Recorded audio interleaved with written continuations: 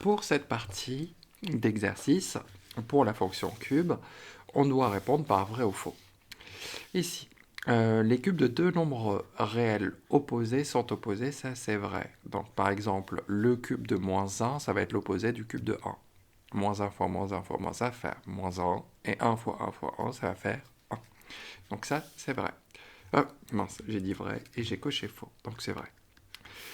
Si x au cube égale 9, alors x égale 3. Donc ça c'est faux, parce que d'ailleurs la racine cubique de 9, ce n'est pas du tout égal à 3. Parce que 3 fois 3 fois 3, ça fait 27 et non pas 9. La racine cubique de 27, c'est égal à 3. On verra après comment on fait pour avoir la racine cubique sur la calculatrice. Donc, une fois qu'on a ça, j'efface ici.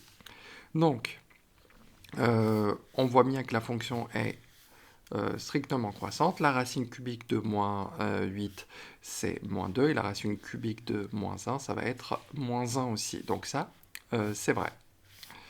Donc si, donc finalement, c'est vrai, puisque on a une fonction qui est strictement croissante sur l'intervalle moins l'infini plus l'infini dans son intégralité.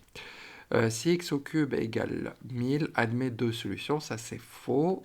Il n'y a qu'une seule solution, c'est la racine cubique de 1000, et c'est comment dire, c'est quelque chose d'unique. D'accord? Donc pour la fonction cube, à chaque fois l'antécédent va être unique.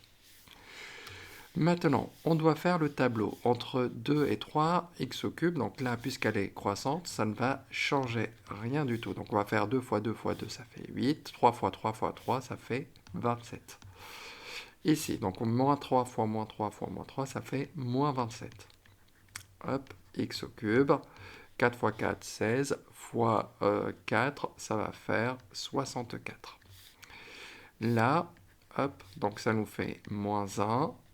X au cube, compris entre, donc là c'est moins 0,001. Voilà pour les deux premiers exercices. On va passer à l'exercice numéro 3. Donc, on me demande d'avoir conjecturer le nombre de solutions. Donc là, on va faire quoi? On va tracer la courbe représentative sur la calculatrice. Donc, on va aller dans la calculatrice, on va aller dans grapheur. Ici, on va ajouter une fonction. Donc, la fonction, donc x au cube, donc x puissance 3.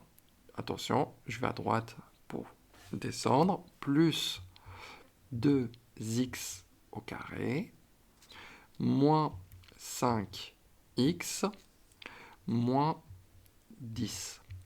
Hop, voilà. Donc on va descendre, on va tracer la représentation graphique. Voilà ce que l'on a. Donc j'ai un point d'intersection ici. Donc si on ne sait pas, donc là on va essayer de naviguer. Quand on va naviguer, on va zoomer. Pour zoomer, il faut mettre plus. Et on va aller un peu et on va regarder un peu plus. Donc on va zoomer encore. Je vais décaler, donc on zoome. On essaye de voir et vous voyez bien que on n'a pas 3 points d'intersection, mais 2 points d'intersection. Donc finalement, j'en ai 3. D'accord? Donc là, on va essayer de le retrouver après avec le calcul. D'ailleurs, j'ai dit que j'allais montrer comment on fait avec la calculatrice pour calculer la racine cubique. Donc on va aller dans calcul. Et bien entendu, il faut que ça soit mis à jour. Donc il faudrait mettre votre calculatrice à jour. Ce que vous allez faire, donc vous allez là, dans la boîte à outils. Vous appuyez et vous allez voir ici la racine énième. Nous, on veut la racine troisième de 9 par exemple, pour vous montrer que ça ne va pas être quelque chose d'exact. On a une valeur approchée. Attention, c'est à peu près égal. Donc ça, c'est pas du tout un nombre rationnel. On ne peut pas l'écrire autrement. Et si je veux calculer la racine carrée de 64, donc là, hop, je prends la racine cubique, donc 3, de 64, et on va bien voir que c'est égal à 4. Et on a le droit de mettre quelque chose de négatif sous la racine cubique. Attention, c'est pas la racine carrée. La racine cubique, c'est pas du tout la racine carrée. Hein. Donc, je peux prendre la racine cubique d'un nombre négatif. Par exemple, si je veux prendre moins 27, ça va me faire moins 3, comme vous pouvez le voir. Donc, on revient à l'exercice. Donc là, d'après la calculatrice,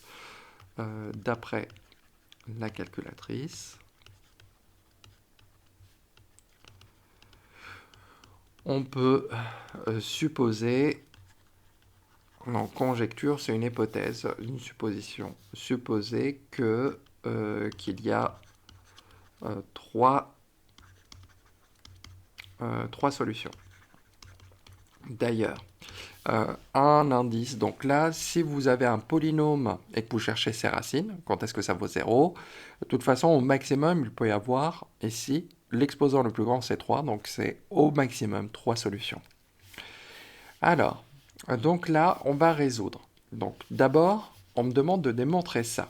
C'est plus facile de partir de la forme factoriser, développer, réduire, ça va être rapide. Donc on va partir de cette expression. Donc je vais l'appeler A. Donc x plus 2, x au carré, moins 5, pardon. Hop. Et on va faire la double distributivité. X fois x au carré, ça fait x puissance 3. X fois moins 5, ça fait moins 5x. 2 fois x au carré, ça nous fait plus 2x au carré. Plus 2 fois moins 5, ça fait moins 10. Donc on va ordonner ça. Donc ça va me faire x au cube plus 2x au carré moins 5x moins 10. Et c'est bon. On a vérifié. On a bien l'égalité. Donc j'ai mis A, c'est pour reprendre à la ligne au cas où. Maintenant, en petit 3, on va résoudre. Donc cette équation-là, elle est équivalente à dire que... Donc on va remplacer cette expression par l'expression factorisée. Comme ça, on se retrouve avec une équation produit nul. D'accord? Donc finalement, je transforme celle-ci, je vais plutôt utiliser la forme factorisée. Donc, et là, ça revient à dire qu'on a deux choses, soit x plus 2 qui est égal à 0, ou x au carré moins 5 qui est égal à 0. Donc finalement, les solutions sont moins 2. Donc si je le passe, ça fait 5. La racine carrée de 5 et moins racine carrée de 5. Moins racine carrée de 5 et racine carrée de 5.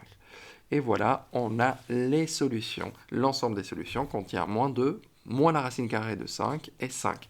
Racine carrée de 5. D'ailleurs, moins racine carrée de 5 est plus petit. Donc, mais l'ensemble, un ensemble, on n'est pas obligé de mettre dans l'ordre. Et voilà pour ces exercices.